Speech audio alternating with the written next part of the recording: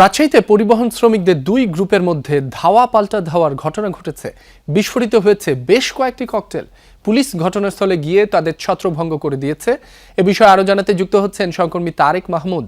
তারেক, কি নিয়ে ধাওয়া পাল্টা ধাওয়া হয়েছে, এখন সেখানকার পরিস্থিতি কেমন, আইন শৃঙ্খলা বাহিনীর উপস্থিতি রয়েছে কিনা আমাদের জানাবেন। রাব্বি, গত কয়েকদিন থেকে আসলে দুই পক্ষের রাজশাহী এই শিরোল বাস স্ট্যান্ডে শ্রমিকদের দুই পক্ষের কিন্তু উত্তেজনা সেটি বিরাজ করছিল এবং আজকে কিন্তু সংঘর্ষ এবং ধাওয়া পাল্টা ধাওয়া এবং ককটেল বিস্ফোরণের ঘটনা ঘটেছে। এরপর থেকে আমি যতটুকু দেখতে পাচ্ছি যে এই শিরোল বাস স্ট্যান্ডে, ঢাকা বাস স্ট্যান্ড যেটি রয়েছে, সেখানে কিন্তু অতিরিক্ত আইন শৃঙ্খলা বাহিনীর সদস্য সেটি মোতায়েন করা হয়েছে এবং পুলিশ এসে আসলে দুই পক্ষকেই তাদেরকে ধাওয়া দিয়ে সরিয়ে দিয়েছে। এবং এই শিরোল বাস স্ট্যান্ডে কিন্তু বন্ধ থাকা বাস চালু করা নিয়ে কিন্তু রাজশাহীর যে শিরোল বাস স্ট্যান্ড, সেখানে পরিবহন শ্রমিক নেতাদের সাথে শ্রমিকদের হাতাহাতি হয়, ধাওয়া পাল্টা ধাওয়া হয় বিকেলে। এবং এখানে কয়েকটি মোটরসাইকেল ভাঙচুর করা হয়েছে, কয়েকটি দোকানপাটে ভাঙচুর করা হয়েছে এবং দেশীয় অস্ত্র নিয়ে আসলে দফায় দফায় যে সংঘর্ষের ঘটনা সেটি হয়েছে। বাদেও কয়েকটি মোটরসাইকেল কিন্তু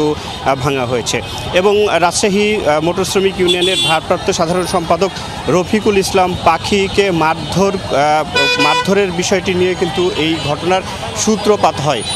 ঠিক এই ঘটনাটি গতকালকে হলেও আজকে কিন্তু আমরা যতটুকু দেখি যে দুই পক্ষই কিন্তু রাজশাহীর যে শিরোল বাস স্ট্যান্ড দুই দিকে কিন্তু অবস্থান নিয়েছিল এবং সকাল থেকে আসলে উত্তেজনা বিরাজ করছিল এবং বিকেলের দিকে আসলে সংঘর্ষের ঘটনাটি ঘটে।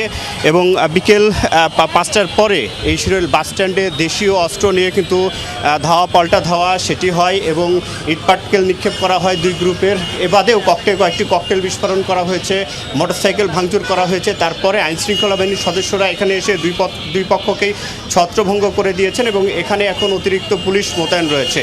রাব্বি। তারেক, আপনাকে ধন্যবাদ।